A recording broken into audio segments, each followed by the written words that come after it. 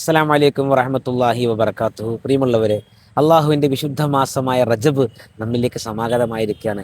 ഹബീബായ മുത്തു റസൂലുള്ളാഹി സ്വല്ലല്ലാഹു അലൈഹി വസല്ലം തങ്ങളുടെ വിശുദ്ധമായ ഹദീസിൽ നമ്മെ പഠിപ്പിച്ചതുപോലെ റജബുൻ ഷഹ്റുല്ലാ, റജബ് അള്ളാഹുവിൻ്റെ മാസമാണ്. വ ഷഅബാനു ഷഹരി, ഷഅബാൻ എൻ്റെ മാസമാണ്. വ റമളാനു ഷഹ്റു ഉമ്മത്തി, റമളാൻ എൻ്റെ ഉമ്മത്തിൻ്റെ മാസമാണ്. അപ്പോൾ അള്ളാഹുവിൻ്റെ മാസം എന്ന് പേര് പറയപ്പെടുന്ന ഈ റജബ് മാസം ഒട്ടേറെ പുണ്യങ്ങളുള്ള മാസമാണ്.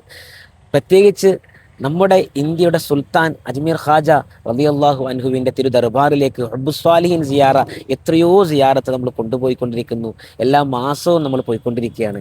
അജ്മീറിൽ പോയവർക്ക് എല്ലാവർക്കും അറിയാം, ബഹുമാനപ്പെട്ട അജ്മീർ ഖാജ തങ്ങൾ ഉപ്പാപ്പാൻ്റെ ഉറൂസ് മുബാറക്കും നടക്കുന്നത് ഈ റജബിൽ തന്നെയാണ്, റജബ് 6-നാണ്.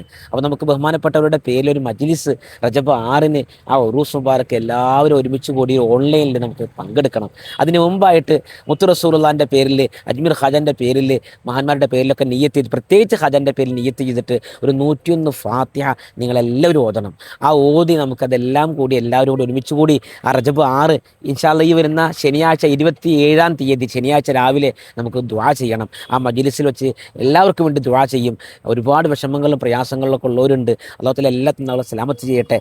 ആഗ്രഹങ്ങൾ സഫലീകരിക്കാൻ അല്ലാഹു തആല അതൊക്കെ ഒരു കാരണമാക്കി തരട്ടെ. മഖ്ബൂൽ മബ്റൂറുമായ ഹജ്ജും ഉംറയും ചെയ്യാൻ അല്ലാഹു തആല തൗഫീഖ് നൽകട്ടെ. അതുപോലുള്ള വിഷമങ്ങൾക്ക് അല്ലാഹു തആല, എല്ലാ കാര്യങ്ങൾക്കും അല്ലാഹു തആല പ്രയാസങ്ങൾക്കും പരിഹാരവും സന്തോഷങ്ങളും സമാധാനങ്ങളും അല്ലാഹു തആല കൊണ്ടുവരാനൊക്കെ ഈ മജ്ലിസ് ഒരു കാരണമാക്കി തരട്ടെ. അപ്പോൾ അതുകൊണ്ട് എല്ലാവരും അതിൽ പങ്കെടുക്കണം. 101 ഫാത്തിഹ ബഹുമാനപ്പെട്ടവരുടെ പേര് നമ്മളെല്ലാവരും ഓതണം. അല്ലാഹു തൗഫീഖ് ചെയ്യട്ടെ. ഇൻഷാ അല്ലാഹ് ശനിയാഴ്ച രാവിലെ 27-ാം തീയതി നമുക്ക് ഒരുമിച്ച് കൂടാം. അസ്സലാമു അലൈക്കും വറഹ്മത്തുള്ളാഹി വബറകാതുഹു.